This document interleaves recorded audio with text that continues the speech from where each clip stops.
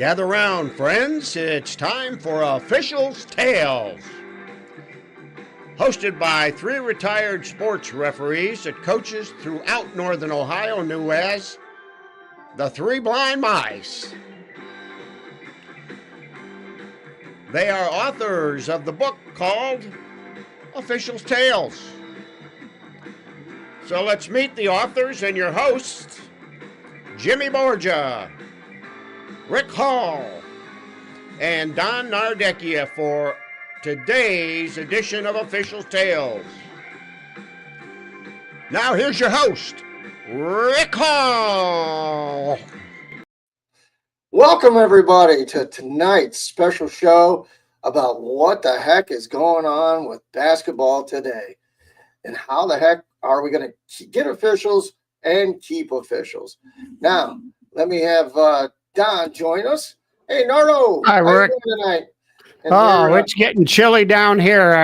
I know I'm going to get the tears going with you guys, but it's supposed to be 17 tonight. Oh yeah. How long's it been since minus whatever for a minute? Oh yeah. It's crazy up here, and then we get the snow, rain. Who knows? It's schizophrenic up here. You never know what you're going to get. It's Ohio. It's insanity. But anyway. To start tonight's show, as we wait on Jimmy to join us, I'm not sure what the heck happened to him. We want to throw a shout out to a special friend of ours and a good basketball official, football and a baseball guy, Billy Seitz. Happy birthday, Billy. We're thinking about you. I did get your message today that said you finally got our book through the grapevine of your family. And you started reading it, and hopefully you can join our show tonight and maybe shout out to us and let us know what you think about what's going on in the state of basketball when we get through some of these videos. One real quick Billy Seitz story, which is in the book actually, and we'll make it a Reader's Digest version. We were working Jimmy and I are working Billy's very first three-man game, and that's been a long time ago when three-man was just getting started. And it was a rough and tumble kind of game, very high-packed, two teams that really didn't care much for each other. And that's when we really didn't know, what positions we were supposed to play and or what positions we were supposed to be in and where center really was and what trail had. And, don't fish in my pond and all that stuff. But Billy had a crucial call down the stretch. And he was trying to figure out if it was a 2 or a 3 that the kid got fouled on. And he came to me and, of course, Jimmy. And then Jimmy didn't know anything. He was under the basket. And I said, I really didn't see it. And we went with the 3. The home team ended up losing the game. And, of course, Billy didn't get vilified. I didn't get vilified, but Jimmy Borgia got vilified. He got stopped on the way out by the fans calling him all kinds of crap on the way out. But anyway, that's a quick story about Billy. Love you, Billy. We're thinking about you. We're praying for you, buddy. And I got one too here real quick. Oh, go right ahead. Yeah, this one's in the book. Jimmy and Bill and I were headed to Mansfield Madison, and they were going to play Mansfield Senior. Good old the city team against the perimeter rim of Mansfield going at it. And sure.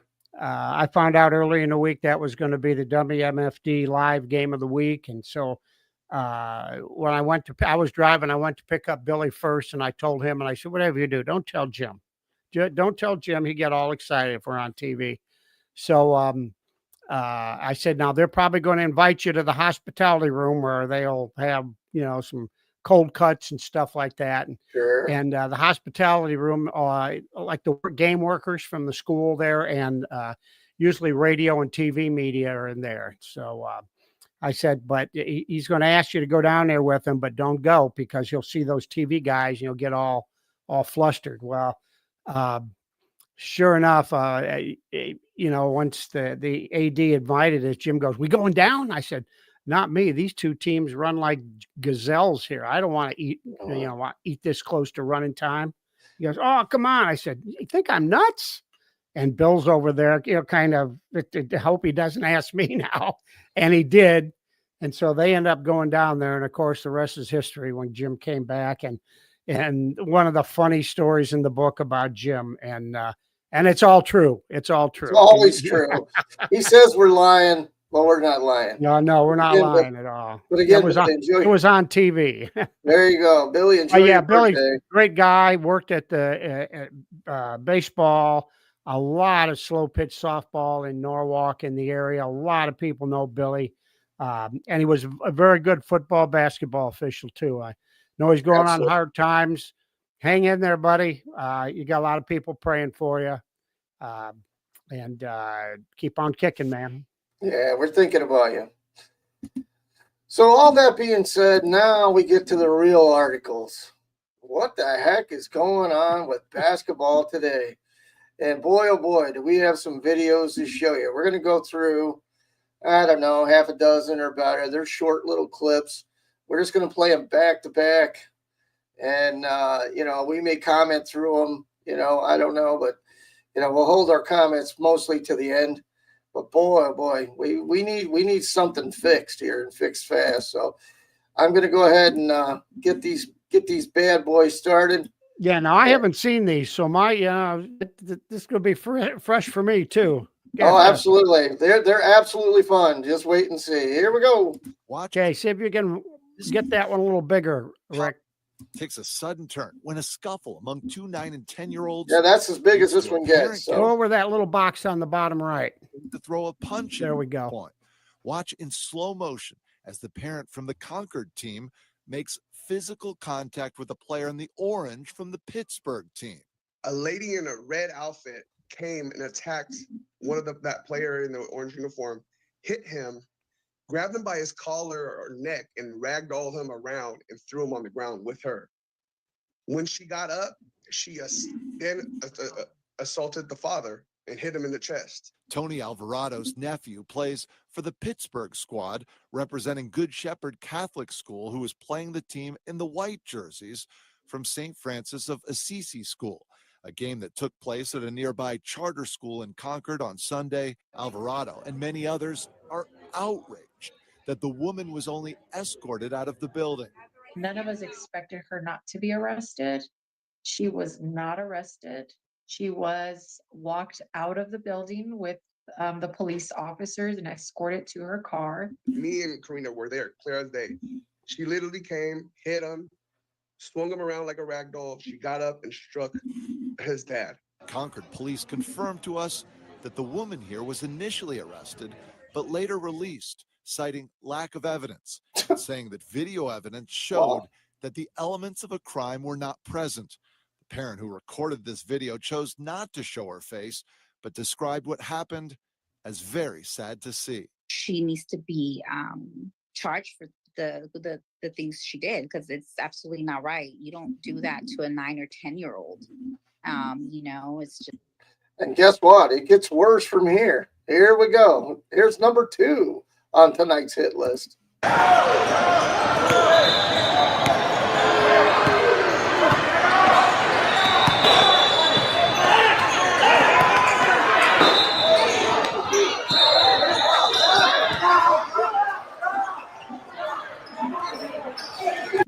And I will say this is obviously some kind of AAU deal, because it's definitely not schools, just looking at the colors. But, I mean, wow, what are we doing, guys? What's happening? Well, now to video you'll only see here on 10 TV. A fight breaks out at a middle school basketball game caught on camera. It happened Monday night at the Circleville and Hamilton boys basketball game. All day, 10 TV's Richard Solomon has been digging deeper to find out what happened and if any charges were filed with police. He's live in studio tonight with what he's learned. Richard. Yeah, Yolanda, Andrew, in the video, you can see fans and parents storm the court.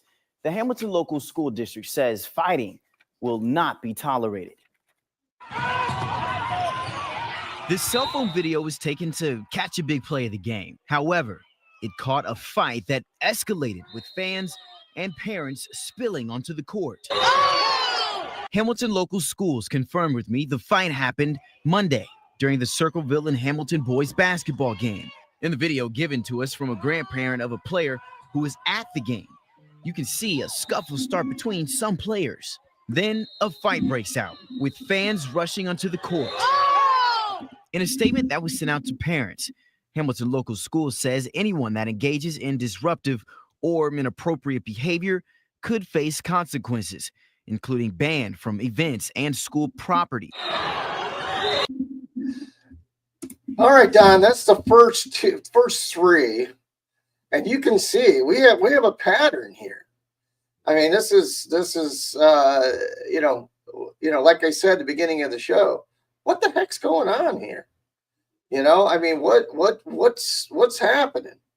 Let's dive in to a couple more here, and then we'll come back for your commentary. This is the moment Fairfax police say led to two parents being charged with disorderly conduct, a fight outside Marymount Junior High School after a youth league basketball game on January 19th. At least one parent. Remember, youth league basketball game. Nearby called 911. This has been argued between parents and basketball players. Okay, is it verbal or physical? Verbal right now. There's some physical. Officials say it was a game between fourth graders from undefeated Marymount and undefeated West Claremont in the fourth graders, folks. Fourth graders. Cincinnati Premier Youth Basketball League, not affiliated with the schools. Asia Peoples, one of the parents charged, told me a West Claremont parent was acting intimidating toward Marymount during the game. She says West Claremont won, and words were exchanged between parents, including her, eventually leading up to this moment when she says she was trying to leave and it turned into a brawl. How many people are involved? I don't know. All right, now I want you to pay close attention. How old do you think these kids are, Don? Yeah, maybe 5th, 6th grade. Yeah, maybe 5th, 6th grade. Okay. So here we go. Now pay attention to this one. This one's a good one too.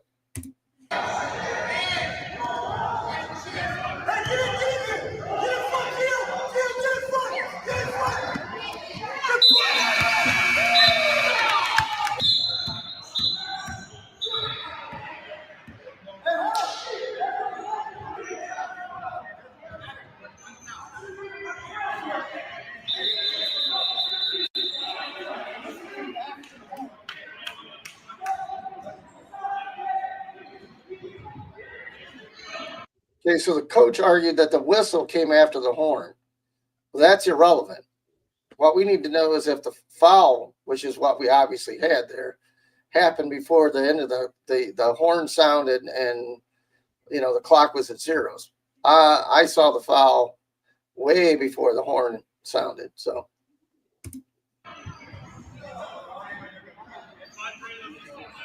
You got to be time on the clock then, right? You don't run out. You can't have a foul with 0 seconds. Okay, the coach argued you can't have a foul with 0 seconds on the clock. Don? Absolutely, you can. Absolutely, you can. Absolutely, you can. It's not the referee's job to anticipate the foul and call it before the zeros come up, because the official's not watching the zeros to come up. He knows if the foul happened. Now, if the ball would have gone in after the clock was on zeros, would he have gotten the basket? Yeah. Of course he would have. Yeah. He's in the act of shooting. Yeah, he was clearly in the act of shooting. We saw that. Yeah. I saw the foul. I mean, it was obvious. Mhm.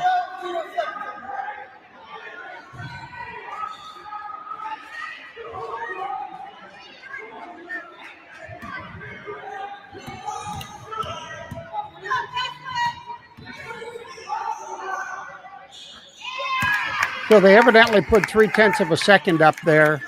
Yeah, and that's fine. Yeah, that's fine. If he thought that that's when the foul occurred, sure. Yeah, I mean, it's obvious.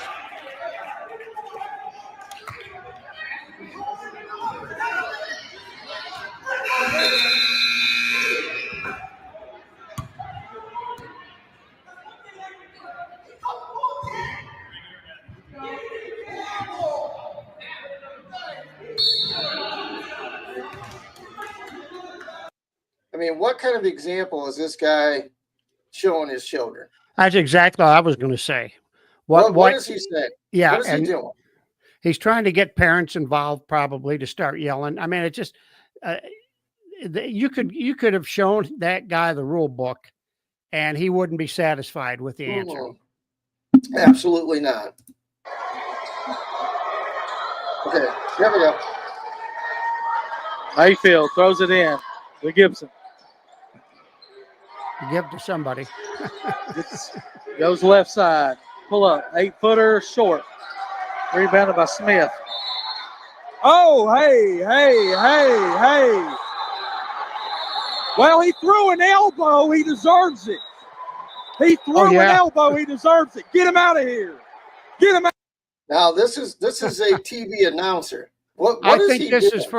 is probably an announcer that is affiliated with the school. I don't think he's a obviously. He's got his emotions for a certain team just got to him. Yeah, But yeah, obviously. beyond that, yeah. Out of here. Ridiculous.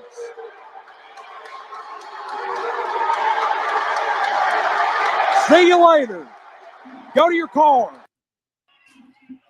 Okay, here you go. This is a really good one, Don.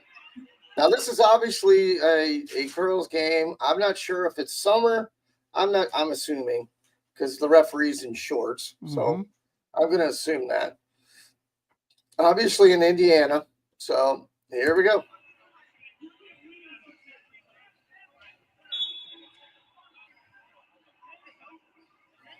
So for whatever reason, the referee just suspended the game. Game is over. I mean, you look at the scores, 34-12. It's the end of the first quarter, first half. So apparently this Baylor team has been such a problem that the ref said, that's all I'm listening to.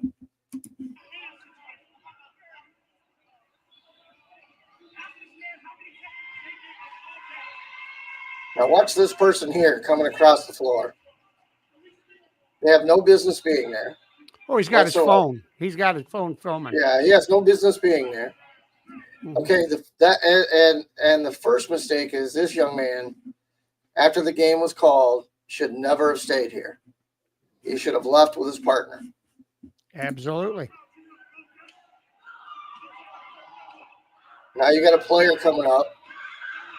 They got another person coming up.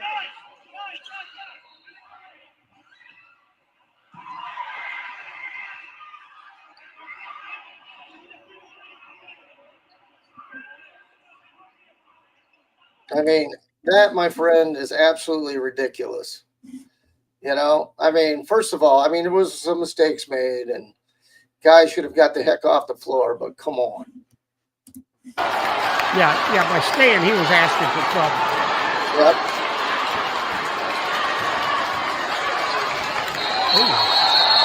Yep, he saw it too. Now, here we go.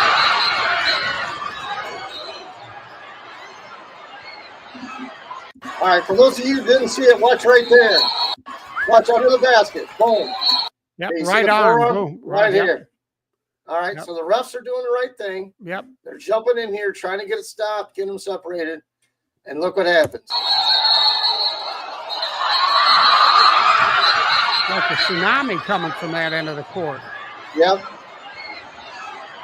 You got fans, you got players. This is a hotly contested middle school basketball game. Parents pack the stands to watch their sons. I'm a basketball referee. Albert Coffin is officiating when a disagreement erupts between players. There's a little pushing and shoving, but this comes at the end of the game. There were several other players in the vicinity, and I stepped in and said, you know, game's over, game's over. And that's when one parent, angry about a Coffin call, decided to express his feelings in a very violent way.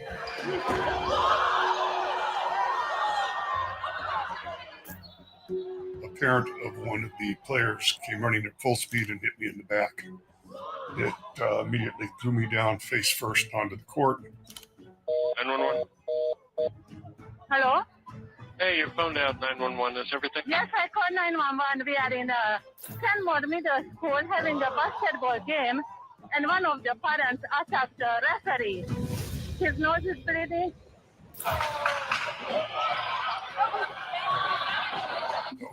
I mean, that's insanity.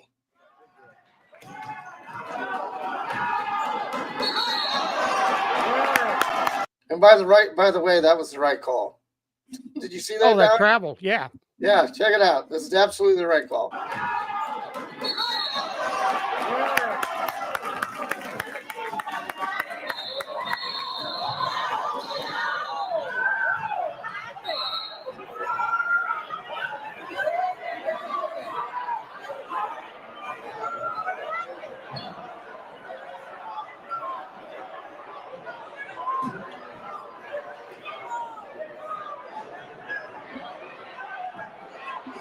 I mean, this is insanity. I mean, it's true insanity. Here you got a ref punching out a fan because he attacked him. Okay, that's insanity the other way.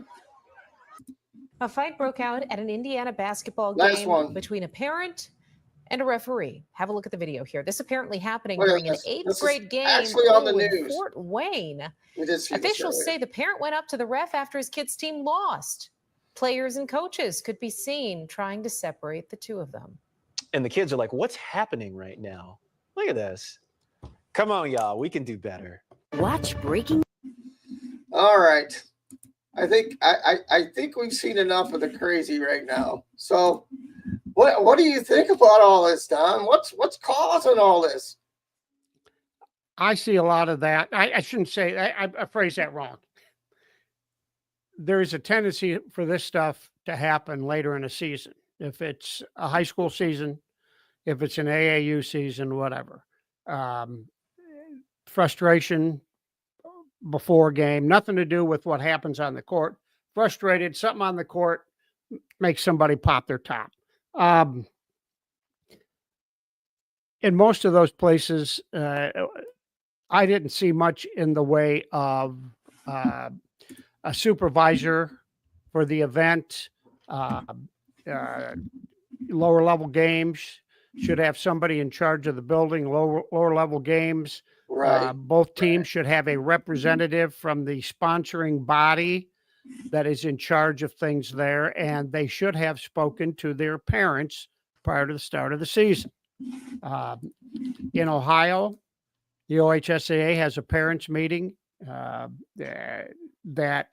the script for the parent meeting is sent from the high school athletic office to every athletic director. And if you have children involved in a sport, you have to be at that meeting, and it goes through a lot of things that they want to talk about as far as what you do and what kind of behavior is approved and which kind of behavior is going to get you thrown out of the building.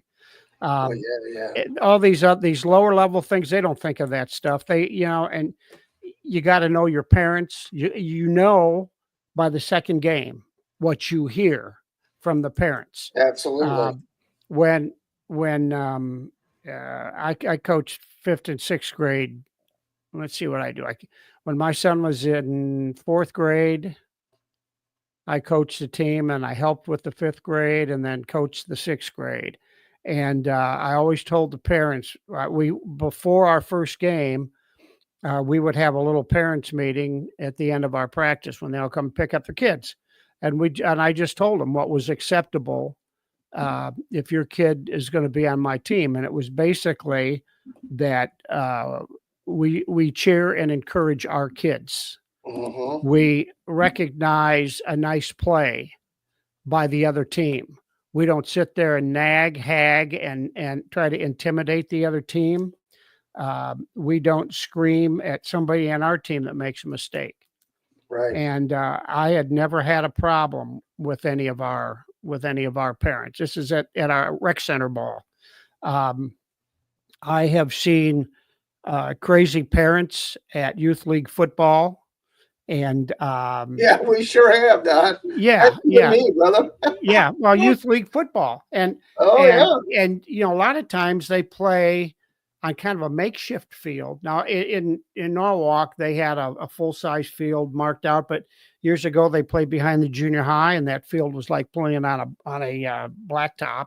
Yeah, concrete. And since they have been playing at Whitney Field and behind the high school on that grass field there, at least we have a situation where we started there with both teams being on the side of the field where there are no spectators.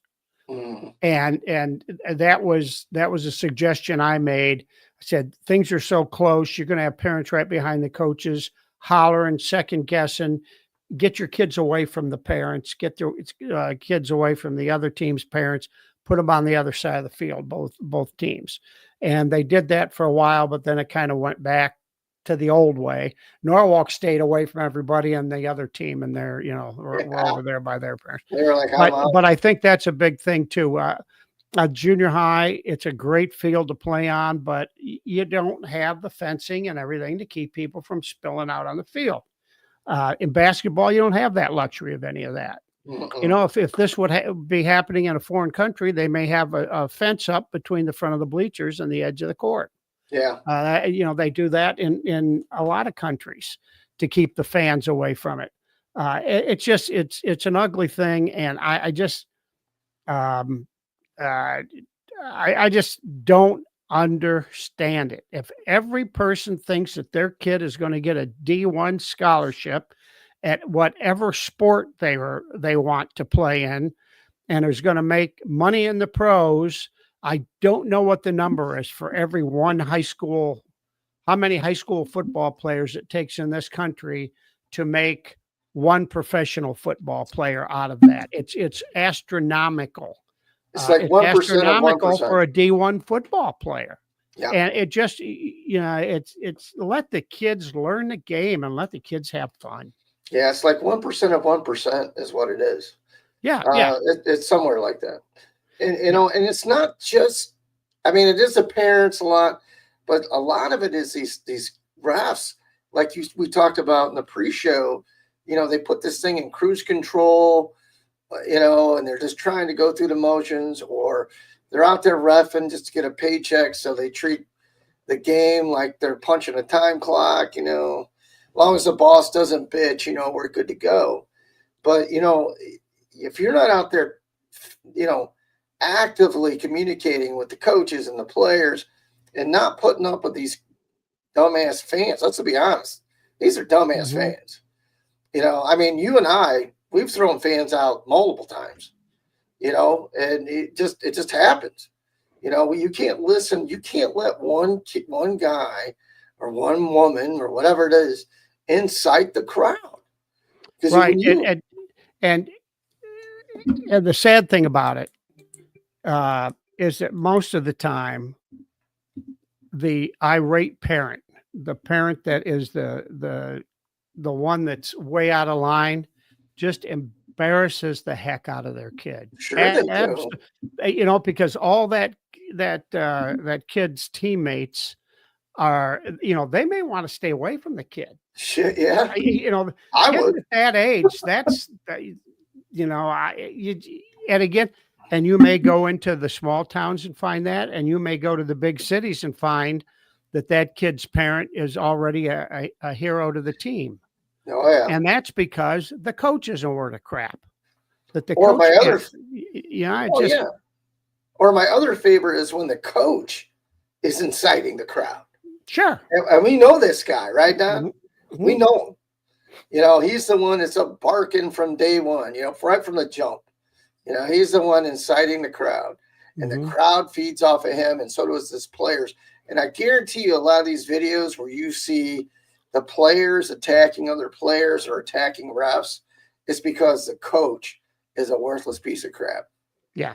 At the high school level, in a lot of states, the coaches have to take a class to get certified and have a student activity permit. Besides the principles of coaching and things like that, they also learn first aid and CPR and all those kind of things too. You have to you have to do all that. And you have to refresh that every 2 years. And, you know, it's a good thing that the state pushes that. Sure. But the thing is, it stops with the high school and the junior high teams. You talk about these summer teams, these off-season teams, the 3rd and 4th graders, 5th and 6th graders. Those coaches don't have to do anything like that. And you know, and some of them probably should. They all should have to go some kind of a background check. And here's the thing: it costs somebody for the background check, and so a lot of places will say, well, you know, we're just happy they're coaching.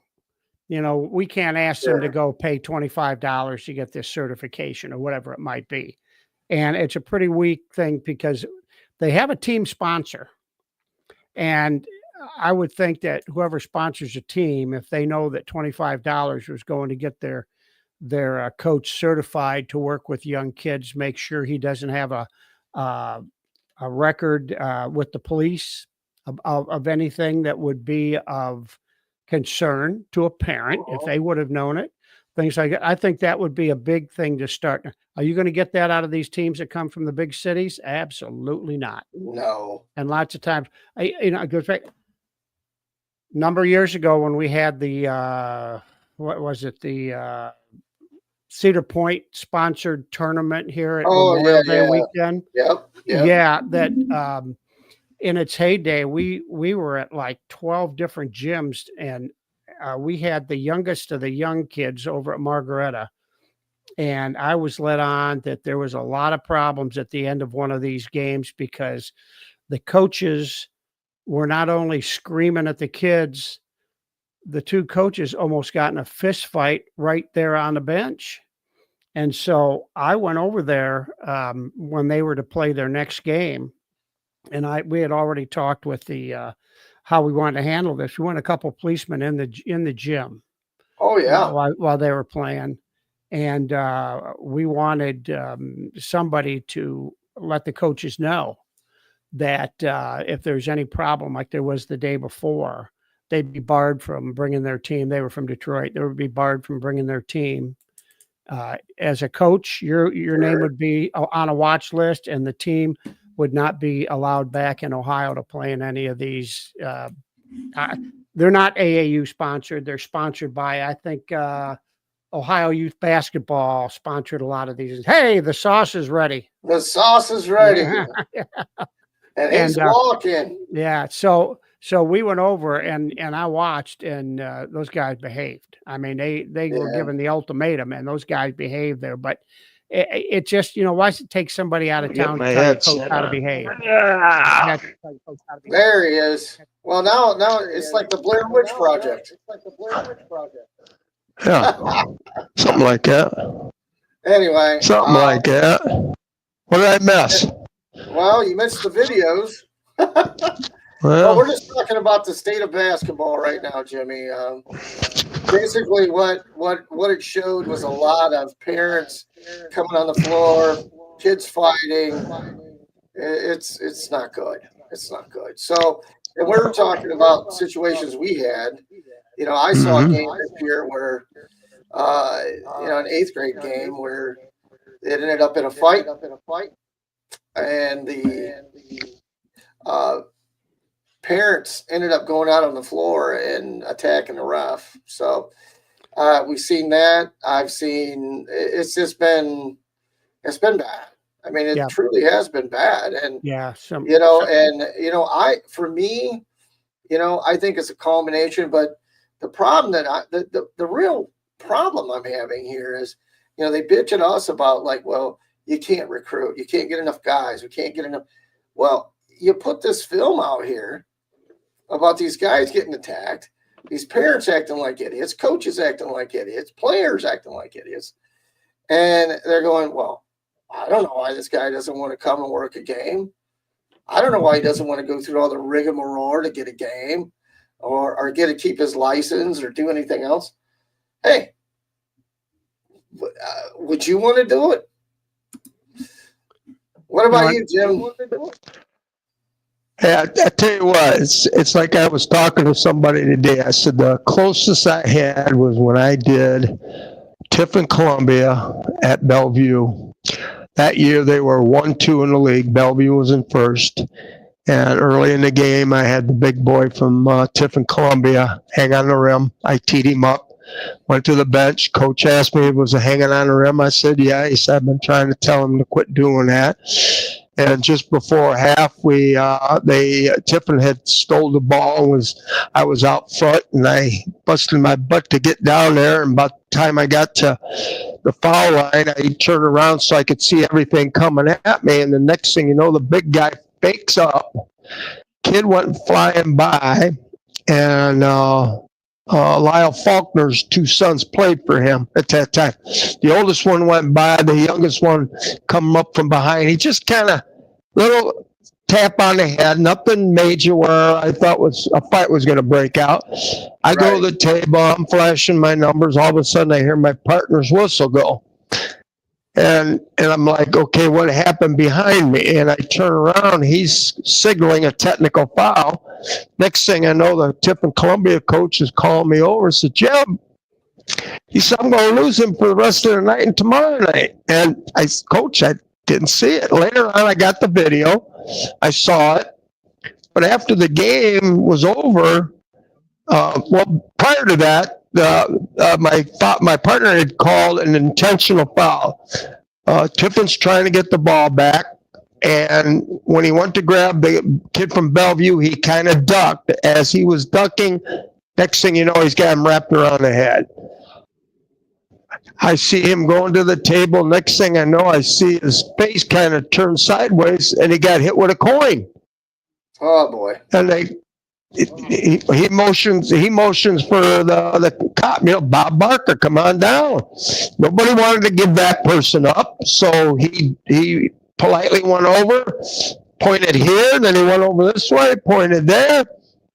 That whole section out. We held the game up for almost 15 minutes. 15 minutes. And then after all that, guy comes back in, and he's starting to get up in my partner's face, which there was a cop in front of both of us.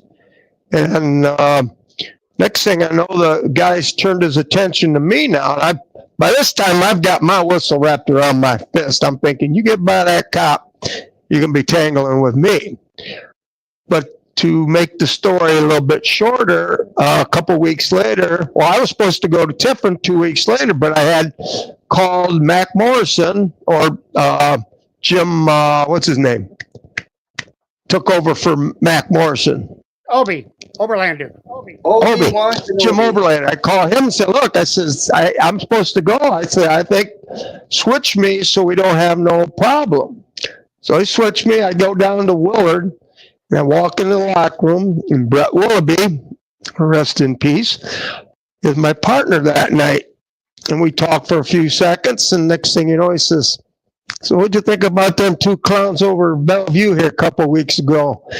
And I kind of slowly turned and looked over my shoulder, and I called him SOB. And he starts laughing. I go, pardon me. I said, you knew who had that game 10 minutes before it got over, after it got over. He said, yeah. He said, and the guy that came in, because they put handcuffs on this guy. Yeah. He was a football official. And not only that, he was the president of the athletic boosters. Of course he was. I don't know. But, it's crazy. I mean, that's just one example. But like I said, here we are. We've seen all those videos. Don's given his explanation. I've given my explanation. We're going to leave it up to the people out there. You tell us. Comment. Write us a message. Let us know on Facebook when this gets posted tomorrow. Tell us what you think. What the heck's going on? Because I'm lost. I'm lost for words. I really am. Now, before we go, I do have something very special for Mr. Nardecchia. Okay. Now, a lot of you guys know, but a lot of you don't know. Don is an avid golfer, coach golf, and everything else. Okay, he is like the golf guy. So if any of you guys ever wondered how the heck did golf ever get started, well, here I'll let you know. Here's a guy that's got a very good opinion. Once I get off the plane in Scotland, I need subtitles. It's very hard. What?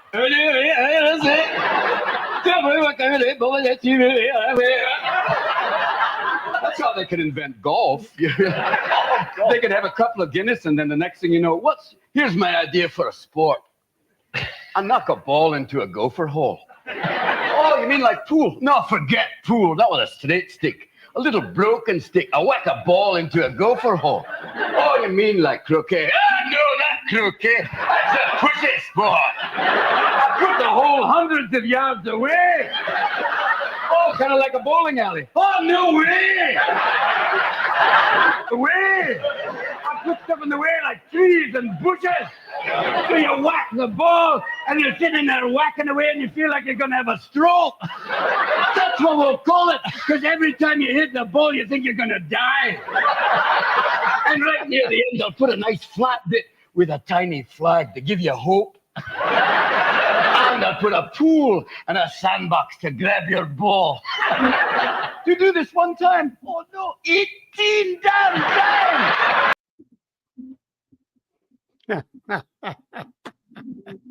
What do you think of that, Don? That's a pretty cute explanation right there. And only that guy could explain it that way too. It's crazy, right? Yeah, I saw that the other day and I said, boy, that's Nardo. I got to put this on the show. And actually, that's the cleanest version he has. Yeah, I'm sure. There's much more colorful language, let's say, in a lot of the ways that he describes it. But, you know, I actually feel his pain. No wonder they call it a stroke, for Christ's sakes. But anyway, as we're closing tonight, we want to say, hey, if you can't get enough of us, go out and get our book on Amazon. It's available in hardback, paperback, and electronic ebook. Or if you just can't wait, you can go to the Common Good and you can get it there. Downtown Norwalk. Oh yeah, right next to Barry's. And by the way, Barry's is getting better and better. You know, they had a little problem staffing a couple weeks ago, and you know their wait time was crazy. But other than that, I mean, they're good people. They try hard, and the Common Good are good people. They've done right by us, and they do right by Norwalk. So that being said, as we're wrapping up here, I'm gonna go Jimmy first. So, what's your idea of what's causing all this as we close? And you know, don't forget to say, you know, a shout out to Billy because you didn't get it. Well, that's what I was going to say. Did you do that earlier? Because I hope he's watching. I was hoping that his brother Mike, because I texted him around 2:00 this afternoon or so to maybe get him to get a hold of Billy and get a hold of his mom so that they would be watching this, and hoping that he's feeling better. Happy birthday. I remember been a while since we worked together, but we come back from Margaretta one night. We stopped in at Ping's over there in Monroeville, and we bought him dinner that night. Me and Don did. But yeah, he's something else. Him and his buddy Matt Camp. That was a pair in the early years. Officials, yeah. So, what kind of pair? I have no idea, but so now you said that to Billy. Now what's causing the state of basketball and these fans? What the hell's going on? It's like you get a couple of fathers that have possibly thought they have coached somewhere before. They're doing it to have their kids playing the whole summer. And all of a sudden, they get out of hand. They have no idea what some of the rules are. I mean, I go on Facebook and I see some of this stuff, and from time to time, I put a comment in and say, hey, pick up a rule book if you think it's so easy. Take the test. Come on out. show us how it's done. I mean, if you're looking at some of the stuff, you have no idea. The other day they were saying that the defensive man was moving. The defensive man can moving. He was moving away from the offensive man, and the guy hit him and he knocked him down. So that's charging. Sure. Period. But what these people are looking at, I have no idea. It's just it's getting way out of hand. Oh yeah. I mean, you can hear a lot of other people that have been around pros, and that the AAU stuff is getting so out of hand that I've seen stuff down at the rec center here in town. I'm thinking, what the heck is going on with these people? Oh yeah. And then you get referees coming in there. Hell, I saw a guy standing there talking to somebody on the sideline. What the hell? Pay attention to what you're doing. Then you won't have people yelling at you. Yep. I mean, heck, I could get back out there. The condition I'm in, I can do that. I could jog up and down. Well, I think I got tomorrow and Monday, and I've done my rehab of 36, and I'm good to go. I'm good to go. Good work, Jim. Good work. Good work, Jim. I'm down around the 230 mark, so I've lost about 35 pounds. Now it's on the mental rehab, right? You're going to see your mental therapist after that. Mentally, yeah. Yeah, that's what I was gonna say. When you get that, now you'll be the. I see Curly next week. Do you? Hey, Right. okay. How do you pronounce it? Yep. What's coming up next week? Puchkis? How about- Potskis? Potskis. Puchkis. Puchki. Yeah, that's what it is. Potski. Puchkis. Down here, Puchkis. nobody knows. Down here in South Carolina, nobody knows what a puchki is. Hey, you got to be careful where you say that. Some people, Down here, they take that the wrong way. They do talk a little different. I said, but it's like a donut, but it's it weighs about like a shot put. Especially if you go, boy, I think that girl makes some great poochkies. Yeah, you got to be really careful. She's gonna teach you poochki. Nah, that doesn't work out. That's not gonna work. All right, Don. I'm going to give you the final salvo here as we go. I'm going to talk to officials about this. And, in a couple of those situations, I saw officials not quite doing the proper thing when you made a foul call. One of those very early ones showed a post player from one team and grabbing a rebound. A kid from the other team, who certainly wasn't a post player, wasn't very big, grabbed the ball with him too, and they were tugging. Another kid came in to start tugging, and I don't know if it was a whistle blown or what, but suddenly the big kid, the post player, had the ball, and almost as soon as he got it, he just, while holding it, didn't throw it. While holding it, he just reached out and punched the smaller kid right in the chest while holding the ball. And that kid, he flew backwards and onto his butt. And the official he called that the instant it happened, but then he started walking towards the scorer's table. And what happened next, he was lucky, the official did, because the big kid went over and he knew he screwed up. He went right over and reached down for the hand of the kid that he knocked down and helped him up. But he could just have easily had gone over, helped him up, and pushed him back down again, because that guy left his area. And whenever you have something like a hard foul like that, you come in and you don't leave until things disperse. Until your partners get there and make sure kids are walking where they need to be. But don't step away from the people involved just because you have to report the foul.